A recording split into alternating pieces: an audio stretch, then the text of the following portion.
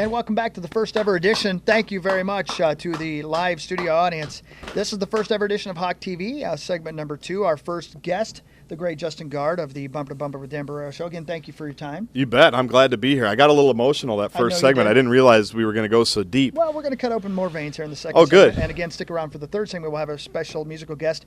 Our own personal Ed McMahon meets us sitting back there with the whiteboard trying to make his comments. We didn't want to give him a mic because we've been encouraged not to do that as much as possible by management. So we're just giving him a whiteboard and a green marker. We're hoping you can keep up with that. When we went to break, we talked about the end of your university career at the University of Iowa and your ascendance to the throne of KFAN at the Dan Barrero show. Yep. Before we ask you about how you got there, what would you say to the 18/19-year-old Justin Gaard right now if you as a 29-year-old could go back in time and talk to him? I would tell him that he needs to value education more. Is that right? I would tell him that, just because your high school teacher says, win a state championship and you don't have to turn in this homework assignment, don't listen to him. Did that really happen? That may have happened. Really? Yeah. So you got the special treatment? Well, here's what I will tell you a true story. After I won my second state tennis title, I did go back to take a test that I needed to take, so it was right during finals. And I was told, just don't worry about it. It's not that big a deal. It's okay. I won't say who the person was or if it even really happened, but that's, in my mind, that's what I heard. Fascinating. It may have said, don't worry about taking the test in this room, go down the hall and take it, but I just said, I'm not going to take it, and I got back in my Camry and left. But but if I could go back, I would tell him, school's important. Well, or maybe would you say, keep doing what you're doing because it turned out okay. Look at you, you're a big-time radio guy. No, I wouldn't go that far. Wouldn't go that far? I mean, I think we're all limited here on this stage. Yeah, I think we're all, unfortunately. No doubt about that. Yeah. Yeah.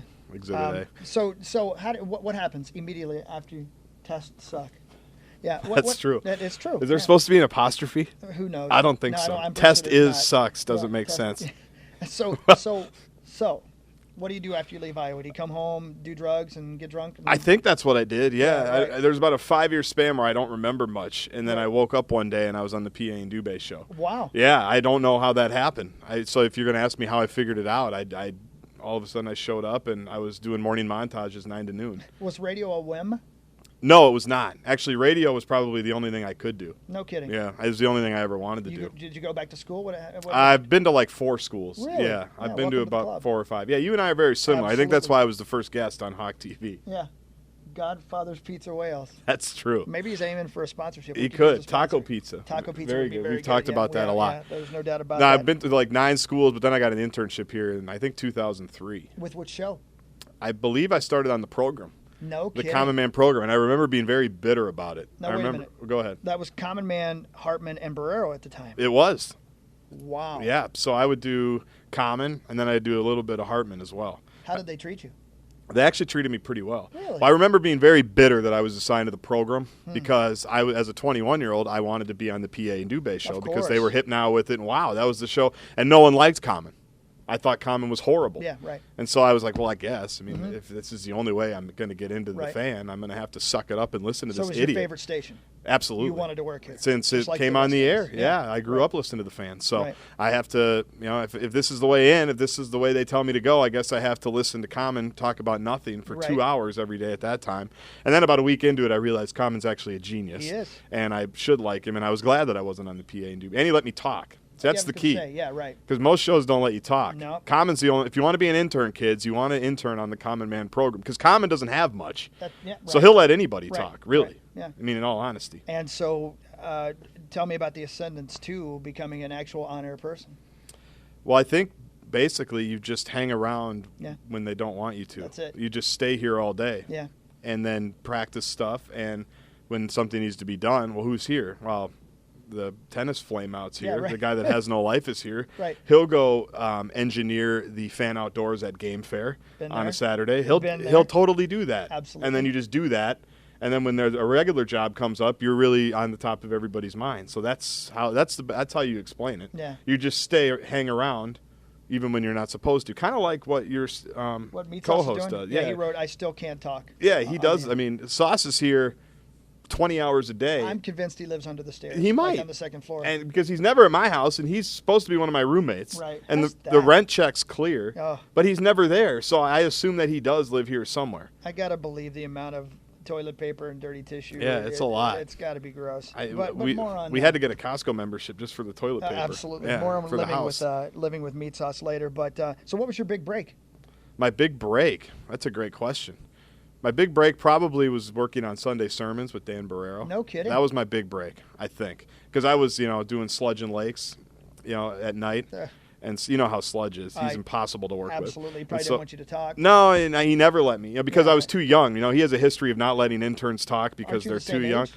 I think he might be a year or two older. Okay, yeah. But he has a history of just kind of being a power host. I've been told that, yeah. And so I was not allowed to really talk on that show. And Lake hangs out at like the W Hotel.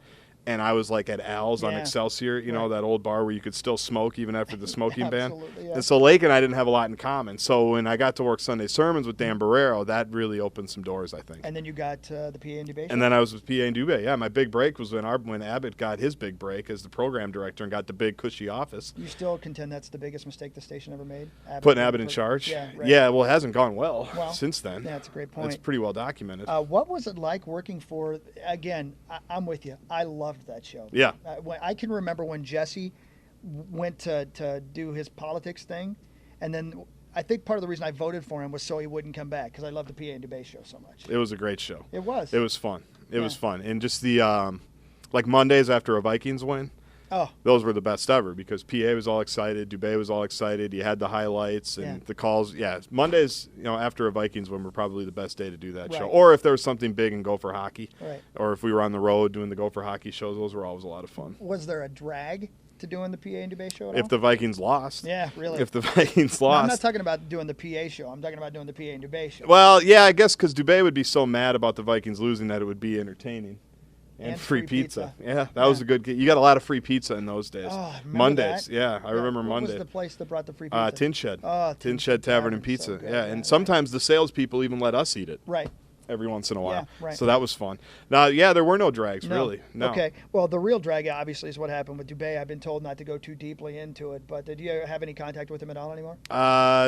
Not particularly. Every once in a while. He still goes to all the games. Yeah. So you see him, we see each other around town every once in a while, and he's, still the same guy. Still wears the Gopher jerseys that are too small because his wife shrunk them. Right, exactly. So it's not a lot's changed in that aspect. Right. So then things got odd, man. Let's be honest. I mean, when it was just Paul Allen by himself, and then obviously it was you and PA for a while. Things get a little contentious at all over there? Not contentious, no. I mean, it was a tough time for everybody. Yeah, right. It was and we were all trying to figure it out on the fly. So, no, I never really got contentious or personal or anything like that. So that's not why you left or why you went to... Why I demanded to be off the Paul Allen. Is that what happened? Did you put your fist down? Say, basically, yeah. I said, it's me or him. Really? Which way is this going? So they kept him? They kept him, Absolutely, 9 to noon. And so I had to, but I was under contract, so they had to find something for me to do. Some would say you took a step up even though. You went to the big show on the station, Bumper It was a good move, yeah. I'm glad that I demanded to be moved off the Paul Allen show. Yeah. Or just the station in general. How did it happen?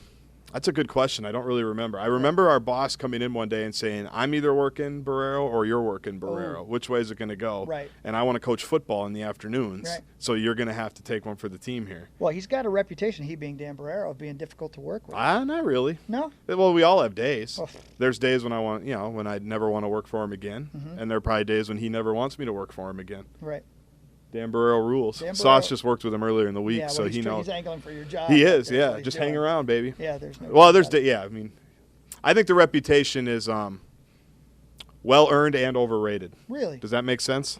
What's the worst thing that's happened? What has Dan done to you that's horrible? The worst thing that's happened. Has he done anything to you? What has Dan done to me? You walk out of here cursing his name. The worst thing Dan has ever done to me is he stirred the pot when I wore an Iowa shirt filling in for him one day, and that got all the Gopher fans all upset. Yeah, right. And he stirred the pot there and asked Glenn Mason about it. Ooh.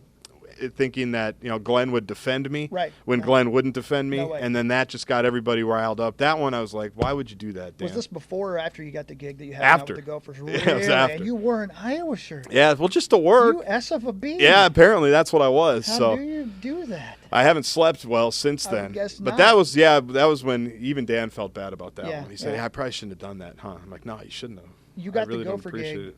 over me. I did. They chose you. Yeah. It was the right move. You're very good at it. Well, thank you. You're the sideline reporter for the Golden Gopher Football Network. Right. Iowa sucks, apparently. Yeah, there's no doubt.